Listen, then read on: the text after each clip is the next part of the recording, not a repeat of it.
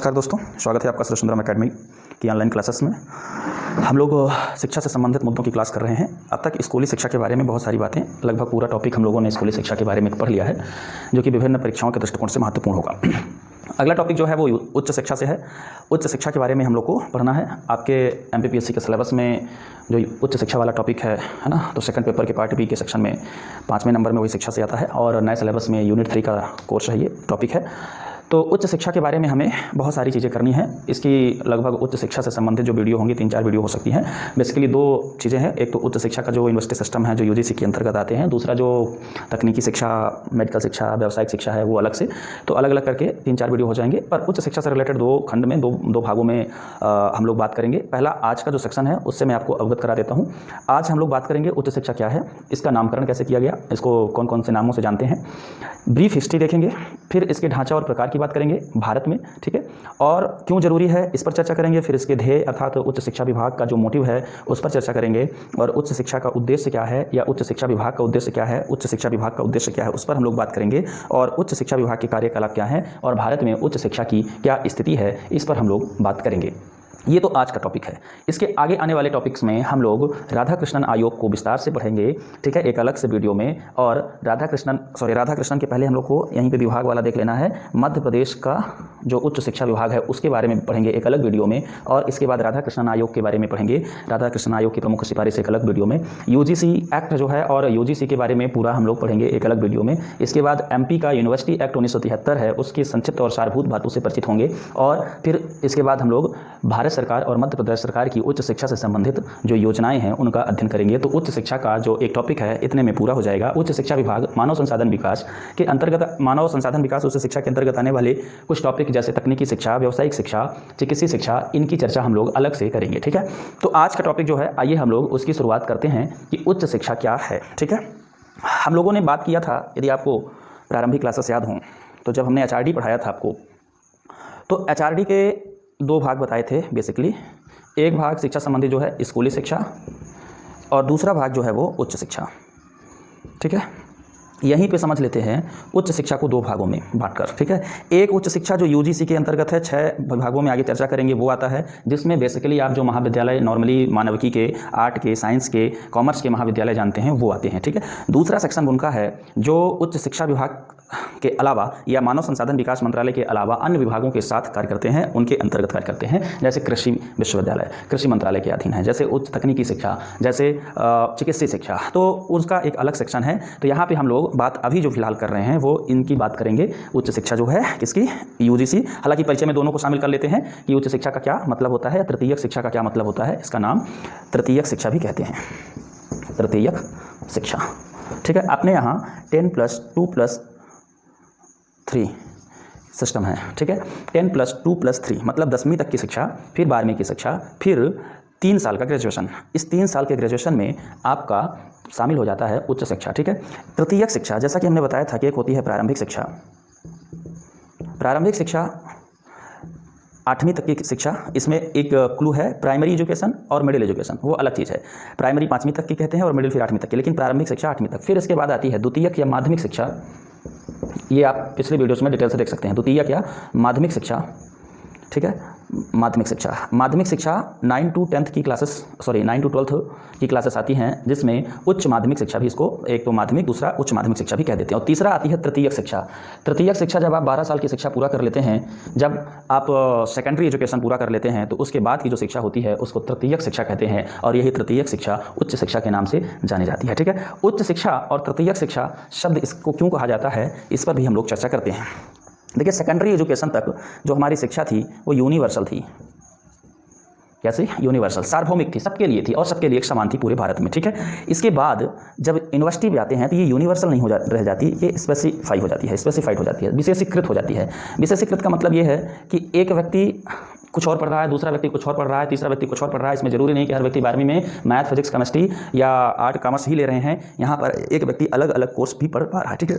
उसका उद्देश्य जो होता है वो बदल जाता है। उसका उद्देश्य व्यक्ति में नैतिक मूल्य, सामाजिकता, का विकास और वैश्विक स्तर की प्रतिभा तैयार करना हो जाता है। वैश्विक स्तर की प्रतिभा अर्थात मान लीजिए भारत की एजुकेशन प्रणाली में, उच्च शिक्षा प्रणाली का जो उद्देश्य होगा वो भारत के विद्यार्थियों को ग्लोबली मतलब अंतर्राष्ट्रीय स्तर पर उनको कनेक्ट करने की क्षमता विकास करना इसका उद्देश्य हो जाता है। और व्यावसायिक परी हो जाती है, व्यावसायिकता आ जाती है, मतलब व्यवसाय एक स्पेसिफिक सब्जेक्ट में व्यवसाय ढूंढ ले, ये इसका उद्देश्य हो जाता है।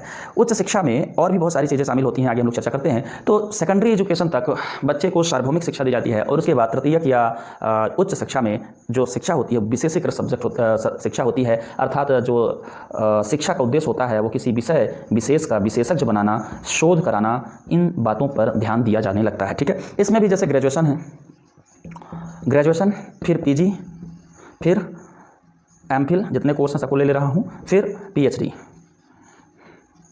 ठीक, इनका सबका अलग अलग मकसद है। ग्रेजुएशन थोड़ा सा यूनिवर्सल टाइप की होती है, फिर पीजी पर आएँ तो उसमें और ज़्यादा विशेषीकृत हो जाती है। जैसे मान लेते हैं बीए करने वाला व्यक्ति, तो बीए करने वाले व्यक्ति आर्ट या मानविकी वाले विषय लेंगे तो लगभग वो एक जैसा है। लेकिन जब आप पीजी करते हैं तो पीजी एक सब्जेक्ट में होती है, हिस्ट्री में, ज्योग्राफी में, पॉलिटी में, जिसमें भी, पॉलिटिकल साइंस में, जिसमें भी लेना चाहें। फिर एमफिल आते हैं तो उसी एक टॉपिक में, मतलब जैसे आपने हिस्ट्री लिया तो हिस्ट्री के एक टॉपिक में आपका मास्टर ऑफ फिलॉसफी, और फिर उसके बाद एक छोटे क्षेत्र में आप पीएचडी पूरा करते हैं, डॉक्टर ऑफ फिलॉसफी पूरा करते हैं। तो एक सिस्टम है ये सारी प्रणाली जो है, ये जो इसमें ग्रेजुएशन से पीएचडी तक का जो लेवल है वो उच्च शिक्षा के अंतर्गत आएगा। ठीक है, उच्च शिक्षा का जो मतलब है वो मैं आपको समझा रहा हूँ। ठीक है, इसमें आप ऐसे समझिए कि जब आपको लिखना होगा, ये तो बेसिक अवधारणा है, जब आपको लिखना होगा कि उच्च शिक्षा क्या है तो आप लिखेंगे कि यह सेकेंडरी, हिंदी में लिखना चाहें तो द्वितीयक स्तर के बाद दी जाने वाली विशेष, अंडरलाइन कीवर्ड है, सूक्ष्म, बृहद, 3 ये कीवर्ड इस्तेमाल करेंगे आप। सेकेंडरी या द्वितीयक शिक्षा के बाद दी जाने वाली विशेष, सूक्ष्म, बृहद शिक्षा है जिसे महाविद्यालयों, विश्वविद्यालयों, व्यावसायिक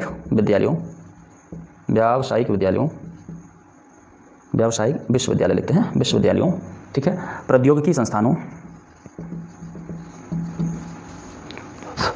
संस्थानों आदि के माध्यम से प्रदान की जाती है। ठीक है, ये आप लिखेंगे उच्च शिक्षा।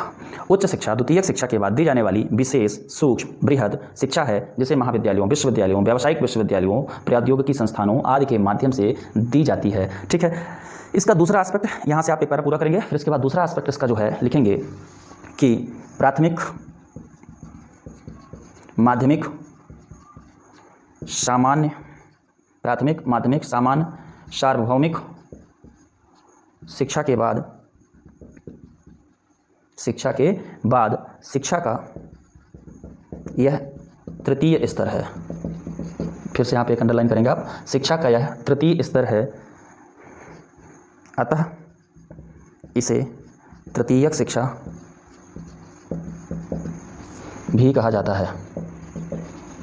ठीक है, इतनी बात पूरी। आगे कुछ और इसके नाम हैं, उसको भी हम लोग देख लेते हैं। इसको प्राथमिक, जैसे देखिए पिरामिड बनाए तो ऐसे, प्राथमिक एजुकेशन, फिर प्राथमिक अर्थात यहाँ पे प्रारंभिक समझिएगा, फिर द्वितीयक या माध्यमिक एजुकेशन जिसमें 12वीं तक पूरा आ जाएगा। ठीक है, फिर इसके बाद जो होगा वो आपका उच्च शिक्षा, प्राइमरी, सेकेंडरी और टर्सरी। तो ये आपका आप कहेंगे प्राथमिक, माध्यमिक, सामान्य, सार्वभौमिक। यहाँ पे क्या होता है, सामान्य और सार्वभौमिक शिक्षा होती है। ठीक है, फिर यहाँ पे जब आते हैं तो सामान्य और सार्वभौमिक शिक्षा के बाद शिक्षा का यह तीसरा स्तर है, जैसे इसीलिए इसे क्या तृतीयक स्तर भी कहते हैं। अर्थात आप ये समझेंगे, आप बता चुके हैं कि विशेष है, अर्थात क्या लिखेंगे, अर्थात इसमें अनिवार्य और सामान्य शिक्षा के परे ऐच्छिक, अनिवार्य का उल्टा ऐच्छिक। अनिवार्य का मतलब यह है कि 12वीं तक आपको कंपलसरी पढ़ना है और सरकार को पढ़ाना ही पढ़ाना है, सरकार पढ़ाएगी। ठीक है ना, लेकिन यहाँ पे सरकार पढ़ाए मतलब अनिवार्यता पढ़ाई, ये जरूरी नहीं है। सामान्य क्या लिखा है इसके, अर्थात इसमें अनिवार्य और सामान्य शिक्षा के परे ऐच्छिक एवं विशेषीकृत शिक्षा का प्रावधान होता है। ठीक है, प्रावधान होता है।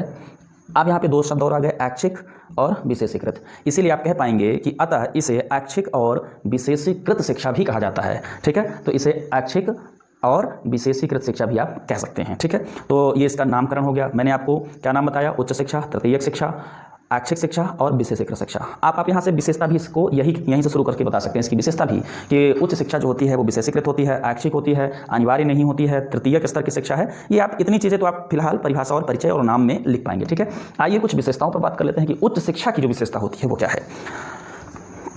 उच्च शिक्षा की विशेषताएं, ठीक है, जैसा कि हमने कहा कि उच्च शिक्षा तृतीयक स्तर की शिक्षा है, तो आप यहाँ पर पहला विशेषता तृतीयक स्तर की शिक्षा है। ठीक, फिर आप बताएंगे कि ऐच्छिक है क्या अनैच्छिक है, तो आप बताएंगे कि यह ऐच्छिक है, अर्थात आप चुनाव करते हैं, ऑप्ट करते हैं आपको क्या पढ़ना है। एक बात। दूसरी बात, सरकार यहाँ पे फोर्स नहीं डालती आपको पढ़ने के लिए, योजनाएं चलाएंगी, प्रेरित करेंगी, लेकिन अभियान नहीं चलाएंगे कि आप शिक्षा मतलब लीजिए ही लीजिए। लेकिन 12वीं तक की शिक्षा के लिए आपको अनिवार्यता किया जाएगा और सरकारें अभियान चलाएंगी, सर्व शिक्षा अभियान जैसे अभियान चलाएंगी और सबको 100% लक्ष्य रखेंगे कि सब यह शिक्षा ग्रहण कर लें। ठीक है, तो ये ऑप्टेड शिक्षा है, ऐच्छिक है। फिर क्या विशेषता आप लिखेंगे कि यह विशेष शिक्षा है, सामान्य की विशेष शिक्षा है। सामान्य और विशेष का मतलब अब आप समझने लगे होंगे कि विशेष का मतलब होता है एक सब्जेक्ट, चुने गए सब्जेक्ट में शिक्षा देना, और सामान्य का मतलब होता है सबको एक ही सिलेबस पढ़ाना, एक ही पाठ्यक्रम पढ़ाना। ठीक है, तो ये विशेष शिक्षा है। दूसरा, यह सूक्ष्म है। सूक्ष्म क्यों कहते हैं? सूक्ष्म शिक्षा है। सूक्ष्म शिक्षा इसलिए है कि देखिए, सबसे पहले आपको सामान्य चीज़ें पढ़ाई जाती हैं, भौतिक चीज़ें। फिर जब आप थोड़ा और आगे बढ़ते हैं, मतलब 8वीं तक तो सामान्य भौतिक चीज़ें जो आप देख सकते हैं, जो व्यवहार में कर सकते हो, जो प्रैक्टिकल कर सकते हैं, वो आपको पढ़ाते हैं। फिर उसके ऊपर आप जाते होंगे तो हल्का सा इसमें विचार शामिल करते हैं, विचारधारा शामिल करते हैं, आइडियोलॉजी शामिल करते हैं। ठीक है, फिर जब आगे आप बढ़ते हैं तो इसमें और ज़्यादा पूरा आप आइडियोलॉजी का ही अध्ययन करते हैं, और जब आप PhD लेवल तक पहुँचते हैं तो क्या होता है, आप अपनी आइडियोलॉजी खुद बनाना शुरू करते हैं। तो सूक्ष्म का मतलब ये है कि आपको ये वातावरण की भौतिक या बड़ी चीज़ों से धीरे धीरे ट्रांसफॉर्म करता है। कहाँ पे? छोटी छोटी चीज़ों पर, विचारधारात्मक शिक्षा पर। ठीक है ना, विचारधाराओं पर, आइडियोलॉजी पर, ऐसा क्यों होता है पर ये जोर डालता है। ठीक है ना, कारणों पर जोर डालता है, इस पर नहीं कि क्या है, कारणों पर जोर डालता है, इसलिए इसको सूक्ष्म शिक्षा कहते हैं। ठीक है, बारीकियों पर ध्यान देते हैं आप। ठीक है, दूसरा, यह बृहद शिक्षा है। बृहद शिक्षा क्यों? बृहद शिक्षा इसलिए कि शिक्षा का जो स्तर होता है वो बहुत ही व्यापक होता है। अर्थात जैसे मान लेते हैं कि एक स्कूली शिक्षा में कक्षा 1 में यदि आप पर्यावरण के बारे में, कक्षा 1 से 3 से मान लेते हैं, कक्षा 3 में आप पर्यावरण के बारे में पढ़ेंगे तो सिर्फ पर्यावरण की छोटी छोटी चीज़ें पढ़ेंगे, भौतिक चीज़ें जो सामान्यतः हल्की फुल्की चीज़ें परिचय कराएंगे। कक्षा 6 में थोड़ा सा लेवल बढ़ेगा, पर्यावरण का लेवल बढ़ेगा। कक्षा 9-10 में पर्यावरण का लेवल और विस्तृत होता जाएगा। ठीक है, जब कक्षा 12 में आएंगे तो पर्यावरण हो सकता है पूरे विज्ञान के रूप में ही, एक अलग सब्जेक्ट के रूप में ही मिल जाए। लेकिन जब आप UG और PG में आते हैं तो पर्यावरण विज्ञान, एनवायरमेंट साइंस के नाम से एक अलग सब्जेक्ट होती है जो व्यापक स्तर पर, उसमें पर्यावरण के सारे पहलू, सारे आंदोलन, सारे मिशन, सारे उद्देश्य, सब कुछ शामिल करके देखा जाता है। फिर जब आप PhD करते हैं तो फिर एक व्यापक अध्ययन करते हैं, छोटे से क्षेत्र या किसी क्षेत्र के लिए बड़ा सा अध्ययन करते हैं। तो ये विशद शिक्षा है, बृहद या विशद। ठीक है ना, विशद शिक्षा है जिसमें आप विस्तार से जानते हैं किसी एक टॉपिक के बारे में। ठीक है, फिर यह शिक्षा महाविद्यालयों, विश्वविद्यालय, आगे मैं विश्वविद्यालय की परिभाषा भी बताता हूँ, हालांकि वो परिभाषा अधिनियम के अधीन है। विश्वविद्यालय और महाविद्यालयों में दी जाने वाली शिक्षा है, महाविद्यालयों के द्वारा दी जाती है। ठीक है, देखिए विशद है इसीलिए शायद इसका डिटेल मतलब व्यापक शिक्षा है, इसीलिए उसको विद्यालय नहीं महाविद्यालय कहते हैं। और विश्वविद्यालय इसलिए कहते हैं कि शिक्षा का उद्देश्य होता है इसमें पढ़ने वाले विद्यार्थियों को ग्लोबल स्तर का बनाना, वैश्विक स्तर का बनाना। जब आप स्कूल के छात्र होते हैं तो आप बाकी के देशों के बारे में नहीं जानते, आप राष्ट्रीय स्तर के मुद्दों को पढ़ते हैं और राष्ट्रीय स्तर के मुद्दों पर अपनी समझ बना करके नेशनल लेवल के होते हैं। लेकिन जब आप विश्वविद्यालय में पढ़ते हैं और आपने विश्वविद्यालय में मान लेते हैं कि किसी एक सब्जेक्ट का अध्ययन किया है, हिस्ट्री, ज्योग्राफी या किसी एक सब्जेक्ट का, तो आप उस सब्जेक्ट में इंटरनेशनली बात कर सकते हैं, मतलब अंतर्राष्ट्रीय स्तर पर बात कर सकते हैं और कहीं भी भाषण कर सकते हैं, कहीं भी आप किसी भी सेमिनार में भाग ले सकते हैं, तो आप वैश्विक स्तर के हो जाते हैं। तो वैश्विक स्तर का बनाने का काम करती है ह्यूमन रिसोर्स को, इसीलिए इसे सामान्यतः विश्वविद्यालय के नाम से जाना जाता है। ठीक है, आगे जो हम लोग को इसको पढ़ना है, ये टॉपिक आपका हो गया। इस टॉपिक में हमने 2 चीज़ें पढ़ी हैं, एक तो इसकी परिभाषा, नाम और कुछ विशेषताएं। तीसरा टॉपिक जो इसमें है अगला, इसकी जो ब्रीफ हिस्ट्री है, थोड़ा सा उस पर हम लोग बात कर लेते हैं। फिर आते हैं भारत में ब्रीफ हिस्ट्री। भारत में प्राचीन काल से ही उच्च शिक्षा का प्रावधान रहा है। ठीक है ना, प्राचीन काल से ही उच्च शिक्षा का प्रावधान रहा है। हम लोग बहुत सारी विश्वविद्यालय जानते हैं, तक्षशिला जानते हैं, नालंदा जानते हैं, विक्रमशिला जानते हैं, इस प्रकार की कई विश्वविद्यालय स्थापित की गई थी।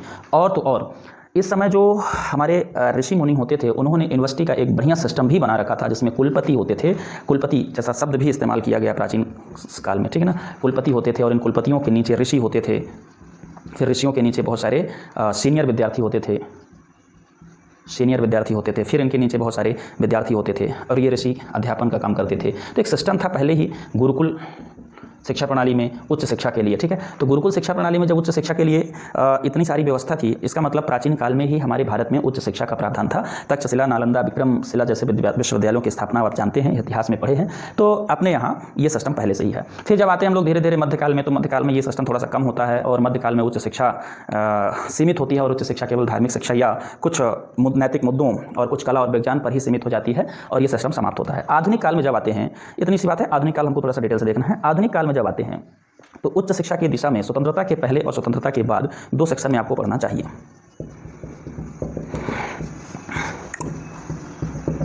स्वतंत्रता के पहले, स्वतंत्रता के बाद, ठीक है। स्वतंत्रता के पहले लॉर्ड मैकाले को शिक्षा का सूत्रधार माना जाता है। इसने उच्च शिक्षा के संदर्भ में भी बहुत सारी बातें की हैं, ठीक है।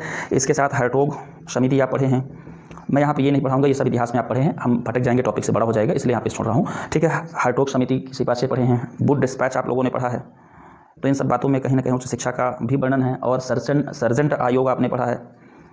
तो इन सब में ये बातें हैं, ठीक है। यहाँ पे आप समझेंगे यूनिवर्सिटी के लेवल में जो माइलस्टोन साबित हुआ है विश्वविद्यालय के स्तर पे, तो वो है 1925 का यूनिवर्सिटी बोर्ड का गठन। 1925 में यूनिवर्सिटी बोर्ड का गठन किया गया पहली बार, और इस यूनिवर्सिटी बोर्ड के माध्यम से उच्च शिक्षा का प्रचार प्रसार किया जाने लगा, ठीक है। बाद में इसे ही भारतीय विश्वविद्यालय संघ में परिवर्तित किया गया, भारतीय विश्वविद्यालय संघ नाम दे दिया गया, ठीक है ना, जिसके माध्यम से विभिन्न विश्वविद्यालयों के बीच सांस्कृतिक, अकादमिक, है ना, शैक्षणिक आदि प्रकार की बातों का आदान प्रदान किया जाने लगा और आपसी संवाद, और संवाद से फिर प्रशासन और कंट्रोलिंग या पॉलिसी तक बात बढ़ती है, ठीक है। तो इसके लिए विश्वविद्यालय संघ की स्थापना होती है। 1935 में एक बड़ी घटना है विश्वविद्यालय से संबंधित, शिक्षा सलाहकार, केंद्रीय शिक्षा सलाहकार बोर्ड का गठन होता है। केंद्रीय शिक्षा सलाहकार बोर्ड का गठन होता है। इसको भी आप देखेंगे कि शिक्षा के संदर्भ में बहुत सारी इसने सिफारिशें की है। एक स्वतंत्रता के बाद का जो सबसे इम्पोर्टेंट माइलस्टोन है वो इस दिशा में, उच्च शिक्षा की दिशा में 1948 का राधाकृष्णन आयोग है। इसको हम लोग एक अलग से वीडियो में पूरा डिटेल्स इसकी सिफारिशों का पढ़ेंगे। राधाकृष्णन की अध्यक्षता में, डॉक्टर सर्वपल्ली राधाकृष्णन की अध्यक्षता में यूनिवर्सिटी एजुकेशन कमीशन, मतलब विश्वविद्यालय शिक्षा आयोग का गठन हुआ, जिसको सामान्यतः राधाकृष्णन आयोग और विश्वविद्यालय शिक्षा आयोग के नाम से जाना जाता है। और इन्हीं की सिफारिशों पर एक बड़ा सबसे महत्वपूर्ण घटना हुई, यूजीसी का गठन। यूजीसी का गठन किया गया। यूजीसी आज विश्वविद्यालय को नियमित, कंट्रोल, विश्वविद्यालय संबंधित पॉलिसी, मानक आदि निर्धारित करने वाली सबसे बड़ी संस्था है या सबसे प्रमुख संस्था है। एचआरडी, अभी ढांचे में देखेंगे हम लोग, एचआरडी के नीचे उच्च शिक्षा, और उच्च शिक्षा के नीचे जो सबसे बड़ी संस्था है वो यूजीसी है, जो पूरे विश्वविद्यालय को कंट्रोल करती है, नियमित उसके लिए नियम बनाती है, पॉलिसी बनाती है, और प्रशिक्षण, प्राध्यापकों की नियुक्ति आदि संबंधित मानक नीति का निर्धारण यूजीसी करती है, ठीक है। तो यूजीसी का गठन हुआ 1956 में, 56 में। इस प्रकार ये एक बड़ी घटना स्वतंत्रता के बाद। स्वतंत्रता के बाद एक बहुत महत्वपूर्ण घटना 1976 की भी है, 42वां संविधान संशोधन। 42वां संविधान संशोधन में शिक्षा को समवर्ती सूची में शामिल किया गया, और इसके बाद शिक्षा पर राज्य और केंद्र दोनों मिलकर के काम कर रहे हैं। इससे यह बात विकसित हुई कि कुछ विश्वविद्यालय राज्य स्तर पर भी बनने शुरू हुए, ठीक है ना, जिसमें राज्य के विधानमंडल द्वारा अधिनियम पारित करके बनाया गया, ठीक है। इस प्रकार से ये आपका थोड़ा सा ब्रीफ हिस्ट्री थी। अभी फिर 1986 की पॉलिसी, शिक्षा नीति, 1986 की जो शिक्षा नीति थी, इसमें भी उच्च शिक्षा से संबंधित प्रावधान है, आगे देख लेंगे। उच्च शिक्षा से संबंधित प्रावधान है। और आपका 2019 की प्रस्तावित शिक्षा नीति भी उच्च शिक्षा से कुछ प्रावधान रखती है। तो बहुत सारी ये पॉलिसीज़ हैं, बहुत सारी ये नीतियाँ हैं। संविधान के प्रावधान की यदि बात आप सोच रहे हो, तो संविधान के जो प्रोविजनल्स जो हमने आपको बताए हैं स्कूली शिक्षा के लिए, वो सारे प्रोविजन्स उच्च शिक्षा के लिए भी लागू होते हैं, क्योंकि वहाँ उच्च शिक्षा जैसी बात स्पष्ट तो नहीं है और स्कूली शिक्षा कुछ में ही दिया हुआ है, तो वो सारी चीज़ें उच्च शिक्षा में भी आती हैं, जहाँ अनिवार्य और निःशुल्क शिक्षा नहीं लिखा हुआ है वहाँ, ठीक है। तो वो आर्टिकल जहाँ निःशुल्क और अनिवार्य शिक्षा नहीं लिखा है, प्री प्राइमरी शब्द नहीं लिखा हुआ है, वो सारे आर्टिकल्स स्कूली शिक्षा में भी वैसे ही काम करते हैं, ठीक है। तो मानव संसाधन मंत्रालय के अंतर्गत मतलब जो बातें आती हैं वो यहाँ लागू हो जाएंगी। क्लियर है? ये इसकी थी ब्रीफ हिस्ट्री। अब हम लोग थोड़ा सा उच्च शिक्षा विभाग के बारे में समझते हैं। देखिए, एचआरडी का केंद्रीय स्तर पर बात कर रहा हूँ। एचआरडी के एक तो स्कूली शिक्षा और दूसरा उच्च शिक्षा। तो उच्च शिक्षा जो विभाग है, ठीक है, उसकी हम लोग यहाँ पे चर्चा कर लेते हैं। उच्च शिक्षा विभाग और उस स्कूली शिक्षा विभाग दोनों के हेड जो होते हैं वो एचआरडी ही होते हैं। बस इनके दो अलग अलग, हमने आपको बताया भी था, इसके दो अलग सचिव होते हैं, अलग से सेक्रेटरी होते हैं, बस, ठीक है। तो केंद्रीय स्तर पर मंत्रालय है, फिर मंत्रालय पर एक उच्च शिक्षा विभाग है उच्चतर शिक्षा विभाग के नाम से, और उच्चतर शिक्षा विभाग का एक सचिव होगा, ठीक है। और इसके अधीन एक राज्य मंत्री स्वतंत्र प्रभार होगा। ढांचे पे हम लोग डिटेल से बात करते हैं, लेकिन अभी हम लोग फिलहाल उच्चतर शिक्षा विभाग के बारे में पढ़ लेते हैं थोड़ा सा कि जो केंद्रीय स्तर पर उच्चतर शिक्षा विभाग है उसके क्या दायित्व हैं, वो क्या करता है, क्या करने का प्लान करता है ना, उसके बारे में पढ़ते हैं। केंद्रीय स्तर पर उच्चतर शिक्षा विभाग क्या करता है? वैश्विक, थोड़ी सी भूमिका है ये, वैश्विक स्तर के विश्वविद्यालय, कॉलेज और अन्य संस्थाओं के जरिए उच्चतर शिक्षा में गुणवत्तापूर्ण सुधार करने एवं मानव संसाधन को वैश्विक स्तर का बनाने के लिए तत्पर। ठीक है, तो जो केंद्रीय स्तर पर उच्च शिक्षा विभाग है वो वैश्विक स्तर, विश्वविद्यालय, कॉलेज और अन्य संस्थाओं के जरिए उच्चतर शिक्षा में गुणवत्तापूर्ण सुधार करके मानव संसाधन को वैश्विक स्तर बनाने के लिए गठित किया गया है। आते हैं इसके ध्येय, लक्ष्य, उद्देश्य और कार्यकला के बारे में चर्चा करते हैं। ठीक है, इसका ध्येय क्या है? ध्येय अर्थात मोटिव अर्थात विज़न। उच्चतर शिक्षा विभाग केंद्रीय स्तर पर किस विज़न से कार्य करता है वो विज़न मैं यहाँ लिख रहा हूँ। ठीक है, कि इसका काम है, मतलब काम नहीं, इसका जो विज़न है, भारत की मानव संसाधन क्षमता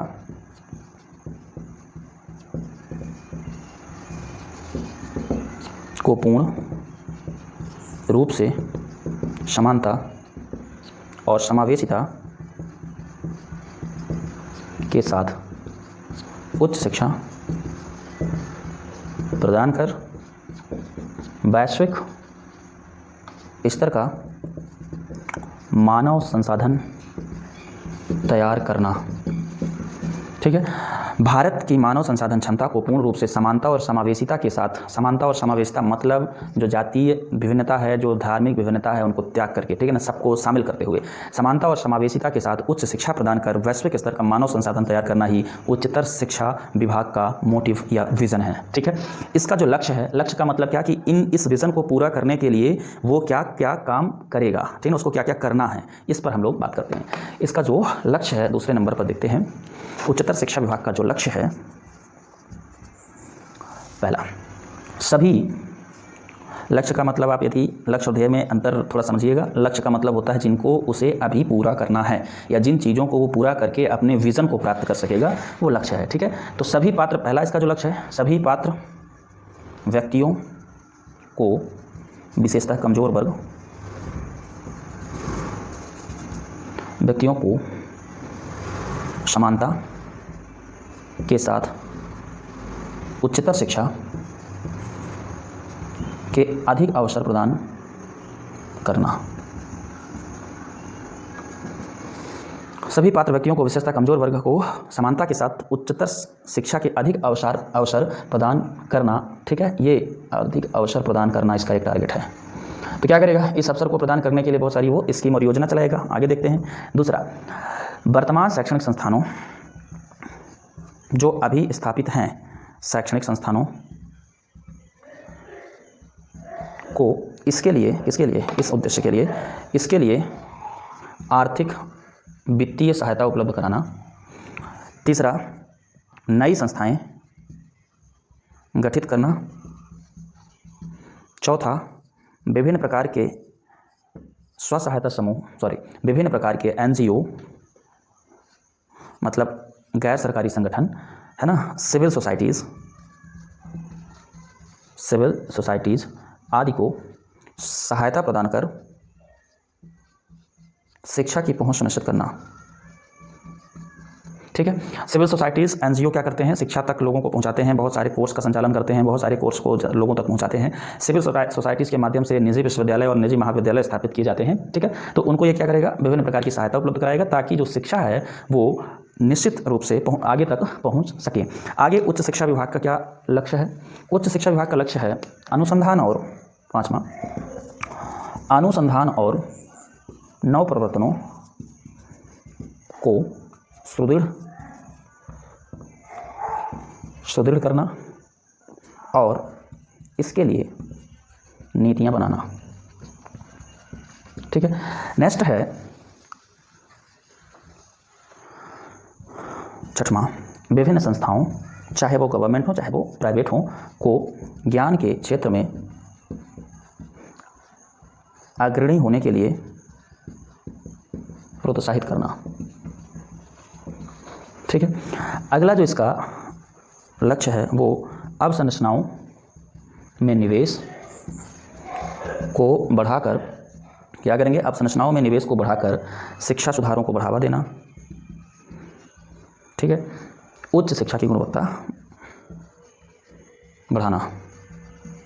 ठीक, इतने सारे टारगेट्स को ये पूरा करेगा। ठीक है। आगे इसके कुछ ऑब्जेक्टिव्स देखते हैं कि ये सारे टारगेट वो किन छोटे छोटे, या ऐसे कह लेते हैं कि जो इन सारे टारगेट्स को पूरा करने की जो उसकी नीति है वो कौन कौन सी है, क्या क्या उसके उद्देश्य हैं। जैसे ध्येय है मानव संसाधन को ग्लोबल स्तर तक बढ़ाना, इसके लिए इतने सारे काम उसको करने हैं, टारगेट है। इन टारगेट को पूरा करने के लिए जो उद्देश्य संचालित किए जा रहे हैं या जो उद्देश्य हैं वो कौन कौन से हैं। वो पहला तो ये है कि देखिए, सकल नामांकन अनुपात बढ़ाना। ठीक है। इसको अपन GER के नाम से जानेंगे, ग्रॉस इनरोलमेंट रेशियो को बढ़ाना। ठीक है। दूसरा, ग्रॉस इनरोलमेंट रेशियो से आप ये समझिए कि जो बच्चे 12वीं के बाद कॉलेज में नहीं पहुंच पाते हैं या उच्च शिक्षा नहीं ले पाते हैं, उनके नामांकन अर्थात उनके प्रवेश लेने की प्रवृत्ति को या संख्या को या रेशियो को बढ़ाना। ठीक है। एक आंकड़े के अनुसार यदि हम लोग देखें तो 2011 में GER 15% था, 2017 में GER 21% था और आज 2020 में GER 30% है। ठीक। इसका मतलब जितने बच्चे 12वीं करके पास होकर के कॉलेजेस में या यूनिवर्सिटीज़ में एडमिशन लेते हैं वो 12वीं पास का सिर्फ 15% 2011 में 15% और 2017 में 21% और 2020 में 30% था। इसके ऑब्जेक्टिव में ये बात शामिल है कि इसको बढ़ा करके हमें 90% तक लाना है। खैर 90% तक तो नहीं हो पाएगा, पर जितना भी हो सकता है उसके लिए सरकारें प्रयास कर रही हैं। तो 12वीं पास होने के बाद जो सकल नामांकन अनुपात है वो अभी 30% है, 30% लोग कॉलेजेस में दाखिला लेते हैं। ये एक बात इसके उद्देश्य में शामिल। दूसरा, संस्थाओं की अतिरिक्त क्षमता विकसित करना। अतिरिक्त क्षमता को विकसित करने के लिए नई संस्थाओं का सृजन। तीसरी चीज़ जो है, ये बात आप टारगेट में भी देख चुके हैं, मतलब लक्ष्य गोल में भी देख चुके हैं। तीसरी चीज़ जो है वो शिक्षा का समावेशन। शिक्षा का समावेशन का मतलब है कि उच्च शिक्षा में महिला, दिव्यांग, SC ST, अल्पसंख्यक सबको शामिल करना। ठीक है। चौथा, जो अनुसूचित क्षेत्र हैं या जो अधिसूचित क्षेत्र हैं, है ना, क्षेत्रों तक शिक्षा की पहुंच सुनिश्चित करना। ठीक है। अगला होगा विभिन्न योजनाओं की मदद से छात्रों में शोध कैरियर के अवसर बढ़ाना, है ना, एवं प्रतिभा तैयार करना। वैश्विक प्रतिभा तैयार करना लिख सकते हैं, प्रतिभा तैयार करना। ठीक है। इसके लिए क्या करेगा, शोध सुविधाएं बढ़ाना, शोध सुविधाएं बढ़ाकर। ठीक। फिर जो अंतर्राष्ट्रीय स्तर की बात है वो ये है कि IPR इंटेलेक्चुअल प्रॉपर्टी राइट अर्थात बौद्धिक, क्या कहते हैं इसको, संपत्ति अधिकार, इस क्षेत्र में, है ना, IPR के लिए अंतर्राष्ट्रीय, विदेशी सरकारों, विश्वविद्यालयों आदि के साथ सहयोग स्थापित करना। ठीक है। इसके साथ ही भारतीय भाषाओं का विकास करना,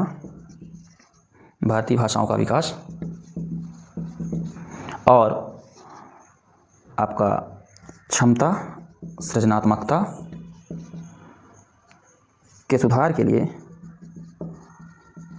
बुनियादी ढांचे का निर्माण। ठीक है, ये सारे इसके उद्देश्य हैं। आगे हम लोग देखते हैं इसके कार्यकलाप कौन कौन से हैं। तो इसके जो कार्यकलाप हैं उनकी चर्चा हम लोग करते हैं। तो कार्यकलाप में हम लोग देखेंगे पहला काम इसका जो है GER अर्थात ग्रॉस एनरोलमेंट रेशियो को बढ़ाना, पहुंच सुनिश्चित करना या पहुंच को बढ़ाना, समावेशिता को बढ़ाना, भागीदारी सुनिश्चित करना, भागीदारी उन क्षेत्रों की भागीदारी जहां का GER कम है, उन क्षेत्रों में जो अनुसूचित जाति अनुसूचित जनजाति के छात्र हैं उनकी भागीदारी सुनिश्चित करना, गुणवत्ता को बढ़ाना, सृजन नई संस्थाओं का सृजन करना, है ना, उच्च शिक्षा में प्रौद्योगिकी को इनपुट करना, व्यावसायिक शिक्षा को बढ़ावा देना, कौशल को बढ़ावा देना, भारतीय भाषाओं के विकास के लिए कार्य करना और अंतर्राष्ट्रीय सहयोग स्थापित करना। ठीक है, तो इतने सारे कार्यकलाप हैं उच्च शिक्षा विभाग के, है ना। इन्हीं कार्यकलापों को पूरा करने के लिए बहुत सारी स्कीम्स या योजनाएं चलाई जाएंगी। ठीक है, तो यहाँ पे 4 चीज़ें हम लोगों ने डिस्कस की हैं, लगभग आपको एक ही जैसा लगा होगा। थोड़ा सा मैं उनमें डिफ्रेंशिएट कर देता हूँ, अंतर स्पष्ट कर देता हूँ। एक टर्म इस्तेमाल किया हमने ध्येय, दूसरा गोल या लक्ष्य, तीसरा टर्म इस्तेमाल हमने किया उद्देश्य, चौथा शब्द इस्तेमाल हमने किया कार्यकलाप। देखिए लगभग ध्येय को छोड़ दे तो सब में एक ही जैसी चीज़ें हैं। ठीक है, पर थोड़ा थोड़ा अंतर है। ध्येय का मतलब वो ऐसा क्यों करना चाहता है, उसका विज़न क्या है, उसकी सोच क्या है, उसका उच्च शिक्षा विभाग का मोटिव क्या है। लक्ष्य का मतलब ये हुआ कि इन मोटिव को पूरा करने के लिए कौन कौन से उसको बड़े लक्ष्य मतलब कौन कौन सी बड़ी चीज़ें करनी होंगी और इनको करने के लिए वह कौन कौन से उद्देश्य अपना रहा है, अर्थात कौन कौन सी स्कीम्स नहीं कहेंगे अभी, कौन कौन से टॉपिक्स को रख रहा है जिनको अभी हाल ही में पूरा कर लेना है ना, टारगेट कह सकते हैं, यहाँ पे ऑब्जेक्टिव कह सकते हैं। और कार्यकलाप का मतलब हुआ कि उसके कार्य कौन कौन से हैं, किन किन कार्यों को पूरा करता है। तो उद्देश्य और कार्यकलाप लगभग एक जैसे हैं, आप उद्देश्य वाली बातें कार्यकलाप में लिख सकते हैं। अगली चीज़, फिर इन्हीं कार्यकलापों को पूरा करने के लिए चलाई जाने वाली योजनाएं कौन कौन सी हैं, स्कीम्स कौन कौन सी हैं। ठीक है, तो ये इतनी बातें हैं, इस अंतर को समझिएगा। अब आइए हम लोग समझते हैं कि मानव संसाधन विकास मंत्रालय के अंतर्गत जो उच्च शिक्षा विभाग आता है उसका ढांचा क्या है, उसका स्ट्रक्चर क्या है और उस स्ट्रक्चर में कौन कौन सी संस्थाएँ शामिल होती हैं। ठीक है, देखिए सबसे पहले गवर्नमेंट ऑफ इंडिया, इसके अंतर्गत HRD के अंतर्गत उच्च शिक्षा विभाग और उच्च शिक्षा विभाग के अंतर्गत बहुत सारी संस्थाएं, स्वायत्त संस्थाएं, और उन्हीं स्वायत्त संस्थाओं में से एक स्वायत्त संस्था UGC, और UGC के अंतर्गत 6 विभाग, ऊपर लिखता हूँ मैं 6 विभाग, एक सेक्शन। दूसरा सेक्शन जो HRD के साथ उच्च शिक्षा के साथ उच्च शिक्षा प्रवृत्ति के रूप में संबंधित मंत्रालयों के द्वारा संचालित किया जाता है। संबंधित मंत्रालयों जैसे मान लेते हैं कृषि शिक्षा, तो कृषि शिक्षा कृषि विभाग के द्वारा, चिकित्सा शिक्षा स्वास्थ्य विभाग के द्वारा, ठीक है, व्यावसायिक शिक्षा औद्योगिक व्यावसायिक विभाग के द्वारा, ठीक है, पशु चिकित्सा पशु मंत्रालय के द्वारा। तो इस प्रकार से शिक्षा यहाँ से 2 भागों में बढ़ती है। उच्च शिक्षा का एक पैटर्न यहाँ पे UGC के अंतर्गत, UGC के अंतर्गत जो 6 विषय हैं, 6 विभाग हैं, वो पहला विभाग है मानविकी एवं सामाजिक विज्ञान, सोशल साइंस, जिसमें आर्ट वाली विषय और कॉमर्स वाली विषय आ जाती हैं। ठीक है, दूसरा जो इसका है science and science technology, science with science technology, सिर्फ टेक्नोलॉजी नहीं, साइंस टेक्नोलॉजी। ठीक है, तीसरा इसका विभाग है केंद्रीय समन्वय एवं वित्त विभाग, वित्त विभाग जो मतलब जो प्रोफेसर्स को कंट्रोल करती है, जो यूनिवर्सिटीज़ को नियमित करती है और उनको फाइनेंस व्यवस्था कराता है, वो विभाग। ठीक है, चौथा इसका जो सेक्टर है उच्च अध्ययन केंद्र की स्थापना, है ना, और छात्र निधि। ठीक है, 5वां इसका जो सेक्टर है वो महाविद्यालय सांख्यिकी प्रकाशन एवं सूचना विभाग। ठीक है, और 6ठा इसका जो है वो वेतनमान विभाग है। तो 6 विभागों में काम करती है। तो यहाँ पे जो मुख्य बात है वो मानविकी और सामाजिक विज्ञान और साइंस एंड साइंस टेक्नोलॉजी का पूरा सेक्टर ये कंट्रोल करता है। उसके अलावा जो विश्वविद्यालय और जो महाविद्यालय हैं, जैसे चिकित्सा महाविद्यालय, कृषि महाविद्यालय, वो संबंधित मंत्रालय के द्वारा उच्च शिक्षा और HRD के साथ मिलकर के कंट्रोल किए जाते हैं, लेकिन उनकी जो मुख्य कंट्रोलिंग होती है वो संबंधित विभाग के नियंत्रणाधीन होती है। ठीक है, और साथ में इनको नियंत्रित करने के लिए बहुत सारे परिषद HRD के अंतर्गत स्वायत्त परिषद भी बनाए जाते हैं। ठीक है, तो HRD के अंतर्गत जो स्वायत्त विभिन्न प्रकार के जो स्वायत्त परिषद हैं उनको भी हम लोग यहाँ पे पढ़ेंगे। ठीक है, और इन्हीं परिषदों के माध्यम से इन कॉलेजेस विश्वविद्यालय आदि का संचालन किया जाता है। तो यहाँ से आप 2 चीज़ें सीख रहे हैं। एक तो एक शिक्षा जो आप बेसिकली जानते हैं जिधर मानविकी वाले विषय हैं विश्वविद्यालय और महाविद्यालय, दूसरा वो जो HRD का सेक्शन है, HRD के अंतर्गत जो आता है, किंतु HRD बस नहीं, उसमें बाकी के भी विभाग कार्य करते हैं, वो आप देख रहे हैं। ठीक है, तो फिलहाल अभी जो आज के सेक्शन में है वो हम लोग विश्वविद्यालय अनुदान आयोग अर्थात UGC के अंतर्गत आने वाले विभागों की चर्चा कर रहे हैं। संबंधित विभागों वाली की चर्चा हम लोग बाद में करते हैं। ठीक है, तो यहाँ तक आप समझ गए। UGC में जब आप आते हैं तो जो सबसे बड़ी यूनिट है वो विश्वविद्यालय है। ये सीधा संपर्क साधते हैं किससे? विश्वविद्यालय से। विश्वविद्यालय के नीचे महाविद्यालय होते हैं। ठीक है, महाविद्यालय। अच्छा, तो यहाँ पे हम लोग विश्वविद्यालय को थोड़ा पढ़ लेते हैं। विश्वविद्यालय क्या है और कितने प्रकार के होते हैं उसको हम लोग देख लेते हैं। तो विश्वविद्यालय एक सामान्य परिभाषा हमने बताई थी, वो विद्यालय जहाँ वैश्विक स्तर की शिक्षा दी जाती हो, जहाँ विशेष शिक्षा, सूक्ष्म शिक्षा दी जाती हो, विश्वविद्यालय है। लेकिन अधिनियम में या प्रमाणिक के तौर पर जो विश्वविद्यालय की परिभाषा है वो इस प्रकार से दी जाती है, जो अधिनियम में दी गई है, ठीक है, वो इस प्रकार से है कि विश्वविद्यालय से आशय किसी केंद्रीय अथवा किसी प्रांतीय अधिनियम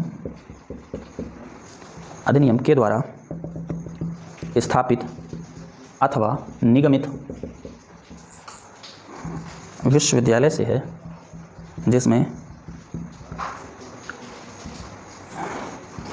उस अधिनियम के तहत इस संबंध में विनियम, उस संबंध में बनाए गए विनियम के अनुसार संबद्ध विश्वविद्यालय के परामर्श से यूजीसी द्वारा मान्यता प्राप्त संस्थाएं शामिल हैं। चलिए इसको थोड़ा सा हम लोग समझते हैं क्या लिखा है।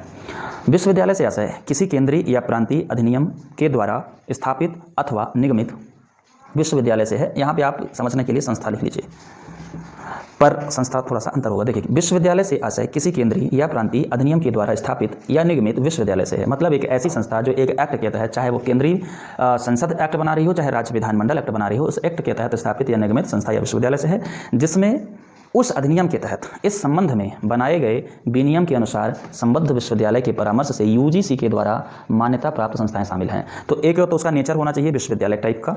दूसरा, मान लेते हैं किसी नई महाविद्यालय को विश्वविद्यालय बनाना हो या नई विश्वविद्यालय बनाना हो, तो संबद्ध विश्वविद्यालय से परामर्श ले और यूजीसी उसको मान्यता दे, तो उस संस्था को हम लोग विश्वविद्यालय कहेंगे। ठीक है, उदाहरण के लिए मध्य प्रदेश विश्वविद्यालय अधिनियम 1973। तो मध्य प्रदेश विश्वविद्यालय अधिनियम 1973 में जो विश्वविद्यालय की बातें हैं, जो मध्य प्रदेश के विश्वविद्यालय हैं, वो उस अधिनियम से परिभाषित होते हैं। ठीक है ना, 73 के अधिनियम से परिभाषित होते हैं।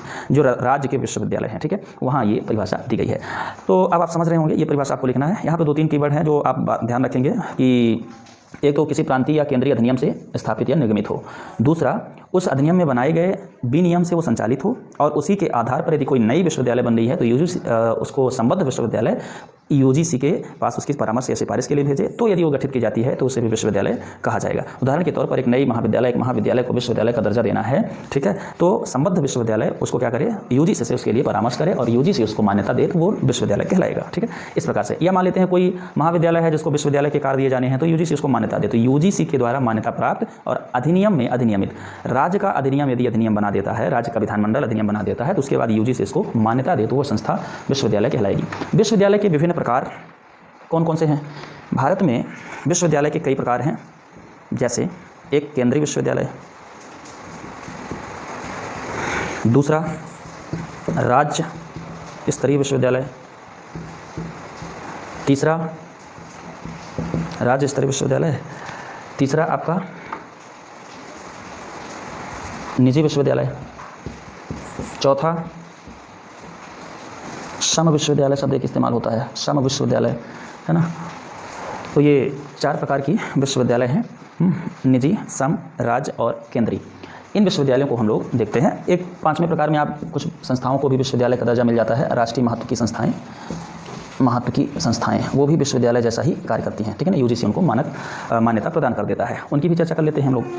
तो केंद्रीय विश्वविद्यालय से क्या अभिप्राय है? केंद्रीय विश्वविद्यालय से अभिप्राय है केंद्रीय संसद द्वारा अधिनियमित और यूजीसी द्वारा मान्यता प्राप्त कोई संस्था या विश्वविद्यालय। ठीक है, तो सेंट्रल यूनिवर्सिटी से आशय क्या करे, सेंट्रल गवर्नमेंट अर्थात पार्लियामेंट, संसद अधिनियमित करे, ठीक है, और यूजीसी के मानकों को ध्यान में रखें, यूजीसी उसको मान्यता दे, तो उस विश्वविद्यालय को हम लोग केंद्रीय विश्वविद्यालय कहते हैं। केंद्रीय विश्वविद्यालय की बात की जाए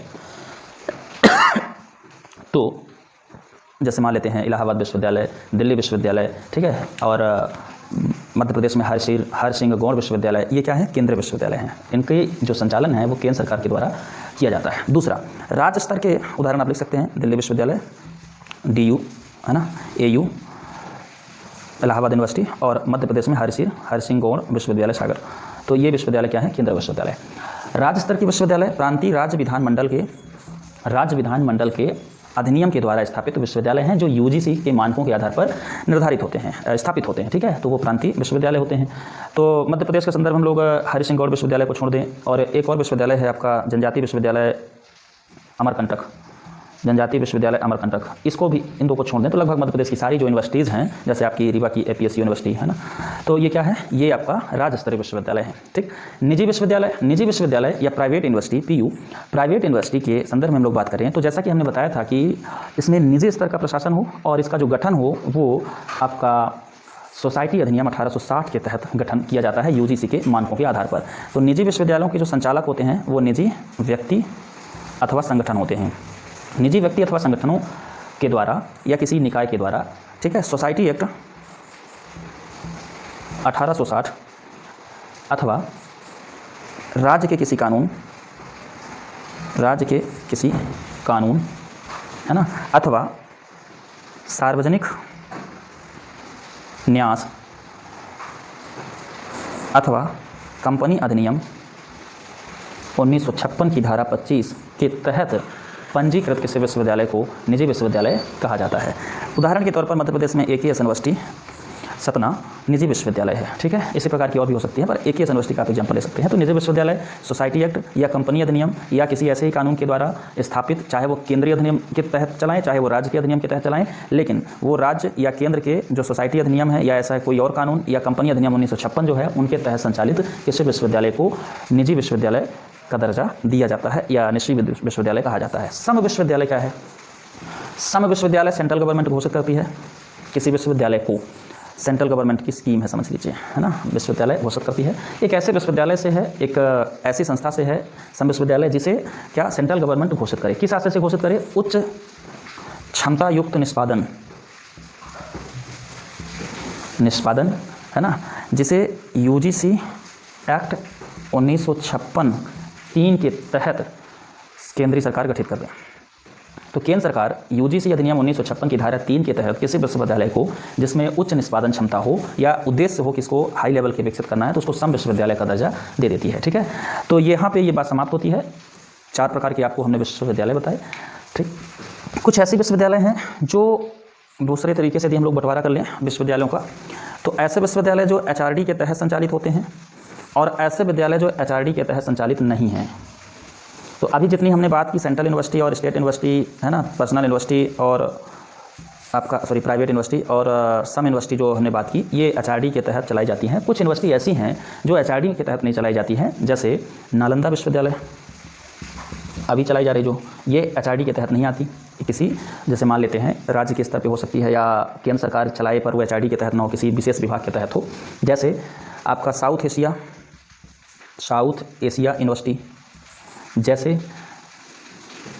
सेंट्रल एग्रीकल्चर यूनिवर्सिटी केंद्रीय कृषि विश्वविद्यालय, जैसे भारतीय मेरीटाइम विश्वविद्यालय, जैसे राजीव गांधी उड्डयन विश्वविद्यालय। ये ऐसे विश्वविद्यालय हैं जो HRD जिसमें शामिल नहीं है, पूरी तरह से शामिल नहीं है, ठीक है ना, जो HRD के तहत संचालित नहीं होते हैं, ठीक। तो इस 2 प्रकार के ये भी होते हैं। तो ये टॉपिक हो गया विश्वविद्यालय का ढांचा, उच्च शिक्षा विभाग का ढांचा और विश्वविद्यालय के प्रकार। अगला एक लास्ट टॉपिक जो इसमें हमें जोड़ना है वो ये है, महत्वपूर्ण जो आंकड़े हैं या ऐसे कह लीजिए उच्च शिक्षा के संदर्भ में भारत की स्थिति, ठीक है। इसी में हम लोग समस्याएं भी जोड़ेंगे और बहुत सारे आंकड़ों के माध्यम से दिखाएंगे कि क्या समस्याएं हैं और क्या स्थिति है, रियलिटी है भारत में उच्च शिक्षा के संदर्भ में। तो देखिए वैश्विक स्तर पर यदि हम लोग बात करें तो भारत का जो हायर एजुकेशन सिस्टम है वो तीसरा सबसे बड़ा सिस्टम है विश्व में, ठीक। पहले स्तर पर USA का यूनिवर्सिटी सिस्टम सबसे बेहतर है, ये सबसे बड़ा है। दूसरे स्तर पर गद्दार चाइना का यूनिवर्सिटी सिस्टम सबसे बड़ा है और तीसरे स्तर पर इंडिया का यूनिवर्सिटी सिस्टम आता है। तो वैश्विक संदर्भ में हमारा जो उच्च शिक्षा तंत्र है वो तीसरे स्तर पर सबसे व्यापक या बृहद है, ठीक है। दूसरा 1950 में आज़ादी के समय, आज़ादी के थोड़ा जस्ट बाद भारत में टोटल 20 यूनिवर्सिटीज़ थीं। कुल विश्वविद्यालय 1950 में 20 थे, ठीक है। 2017-18 के आंकड़ों के अनुसार यह संख्या 760 हो गई है। अर्थात अब भारत में 760 यूनिवर्सिटीज़ हैं। 2020 में थोड़ा ज़्यादा हो सकती हैं, 2017-18 के आंकड़े की बात कर रहा हूँ मैं, तो 760 है, जो लगभग 38 गुना वृद्धि हुई है आज़ादी के बाद। ठीक है, यदि हम लोग सेंट्रल यूनिवर्सिटी की बात करें, अभी फिलहाल महाविद्यालय की बात कर लें, महाविद्यालय की यदि बात करें, फिर स्पेसिफिक पर आते हैं, महाविद्यालय की बात करें तो 1950 में केवल 500 महाविद्यालय ही थे पूरे भारत में। ठीक है, 2015 के आंकड़ों के अनुसार 38,498 महाविद्यालय हैं पूरे भारत में, है ना, 38,498 महाविद्यालय। इतनी बात। यदि हम लोग 2020 में बात करेंगे तो ये 40 के पार हो गया होगा ये आंकड़ा। यदि सेंट्रल यूनिवर्सिटी की बात की जाए, सेंट्रल यूनिवर्सिटी की बात की जाए तो अभी वर्तमान में 45 सेंट्रल यूनिवर्सिटी हैं जो आपका HRD के तहत चल रही हैं, और 5 मैंने शायद अभी ऐसे ही बताए जो नॉन HRD हैं, मतलब HRD के तहत नहीं चल रही हैं। ठीक है, 318 यूनिवर्सिटीज़ हैं स्टेट की, 45 यूनिवर्सिटीज़ HRD के तहत हैं, 5 नॉन HRD हैं, और 30 जो हैं तो वो आपका स्टेट यूनिवर्सिटी 318 स्टेट यूनिवर्सिटी हैं। 180 निजी विश्वविद्यालय हैं, ये 17-18 का आंकड़ा है। 180, आज हम लोग 180 प्लस कह सकते हैं, 180 प्लस निजी विश्वविद्यालय हैं। 129 विश्वविद्यालयों को सम विश्वविद्यालय घोषित किया गया है। 51 राष्ट्रीय स्तर के, राष्ट्रीय महत्व के संस्थाएं हैं, जिसमें आपका NIT, IIT, है ना, IISIR, इनके बारे में पढ़ेंगे हम लोग आगे, आदि संस्थाएं आती हैं। कुल आपका संसद अधिनियम के तहत गठित बहुत सारी संस्थाएं हैं, और कुछ संस्थाएं जो राज्य विधानों के अंतर्गत बनाई गई यूनिवर्सिटीज़ हैं।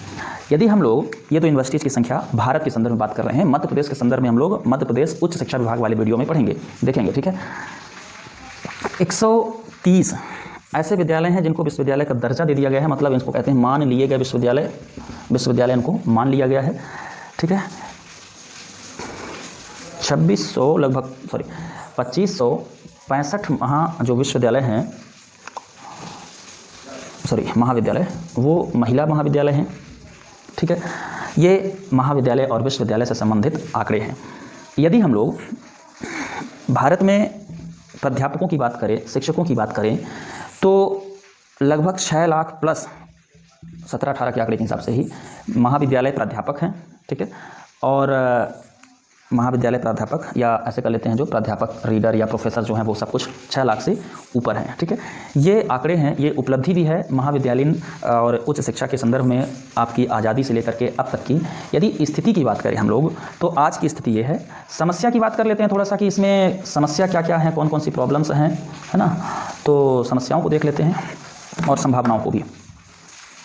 उच्च शिक्षा से संबंधित समस्याएँ और संभावनाएँ और समालोचना टाइप की बात है करते हैं। देखिए, यदि संभावना की बात करें तो हम लोग जानते हैं कि 15 से 59 वर्ष तक की आबादी लगभग हमारे यहाँ 67 करोड़ आबादी है ना, जिसको हम लोग जननांक की लाभांश कह रहे हैं। इस जननांक की लाभांश को विकसित करने की पूरी जिम्मेदारी मतलब प्राइमरी शिक्षा और उच्च शिक्षा की ही है, और उच्च शिक्षा की ज़्यादा है। ठीक है, तो उच्च शिक्षा के पास अभी कार्य करने के लिए बहुत सारी संभावनाएँ हैं, बहुत सारा क्षेत्र है।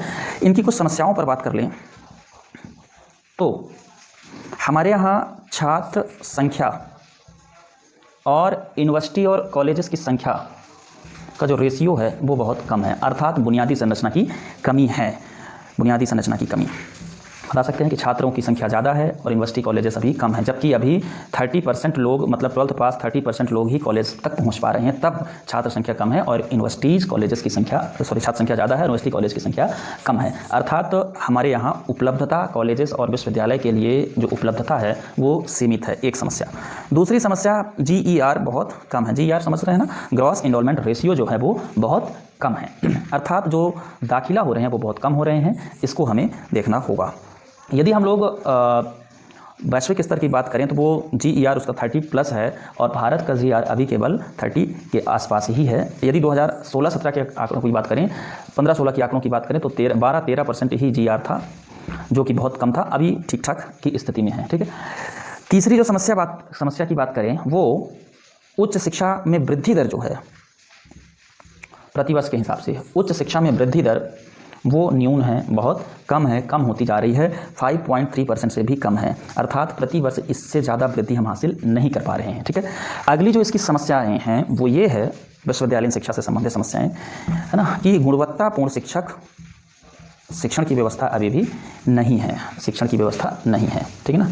क्वालिटेटिव एजुकेशन नहीं है। शिक्षा भारी भरकम है, ये तो सत्य है, बहुत बृहद है, ये भी सत्य है, लेकिन जो प्रोडक्ट हासिल हो रहा है, जो प्रोडक्शन हासिल हो रहा है, जो उत्पाद हमें मिल रहा है, वो फुली डेवलप्ड स्किल्ड नहीं है, ठीक है ना। BA MA की पढ़ाई के बाद जो उत्पाद हासिल हो रहा है वो वैश्विक स्तर का अभी भी नहीं है, अर्थात गुणवत्ता की बेहद ही कमी है, ठीक है।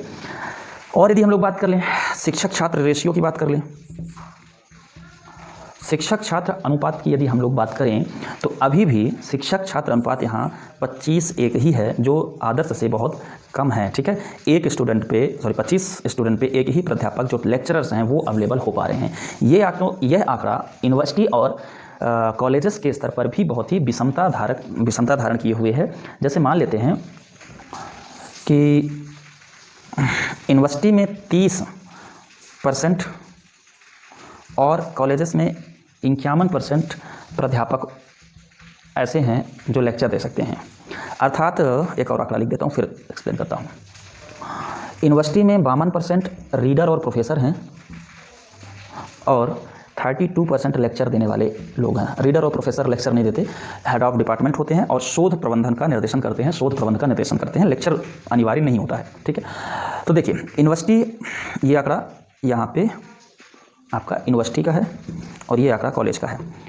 यूनिवर्सिटी में प्राध्यापक जो लेक्चर दे सकते हैं वो कम हैं, 30% ही हैं, और कॉलेजेस में देखा जाए तो प्राध्यापक ठीक हैं, मतलब अधिक हैं, लेक्चर देने वाले प्राध्यापक अधिक हैं। और यूनिवर्सिटी में रीडर और प्रोफेसर की संख्या की बात की जाए तो वो ज़्यादा है, 52% हैं, और कॉलेजेस में यदि रीडर और प्रोफेसर की बात की जाए तो वो 32% हैं। इसका मतलब यहाँ पे विषमता है, यूनिवर्सिटीज़ में लेक्चर देने वाले प्राध्यापकों की कमी है और कॉलेजेस में शोध कराने वाले प्राध्यापकों की, रीडर्स की कमी है, ठीक है। तो इस संतुलन को बनाया जाना चाहिए और ये संतुलन नहीं है, अर्थात एक समस्या ये भी है। तो हमारे जो कॉलेजेस हैं वो शोध की ओर कम बढ़ पाते हैं और यूनिवर्सिटी में पढ़ाई का या शिक्षा का जो लेवल होता है वो वीक हो जाता है, ठीक है।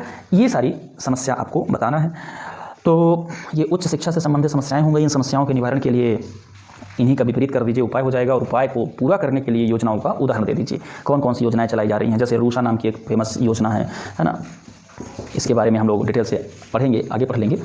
ये आंकड़े थे आपके विश्वविद्यालय से संबंधित या उच्च शिक्षा से संबंधित, ठीक।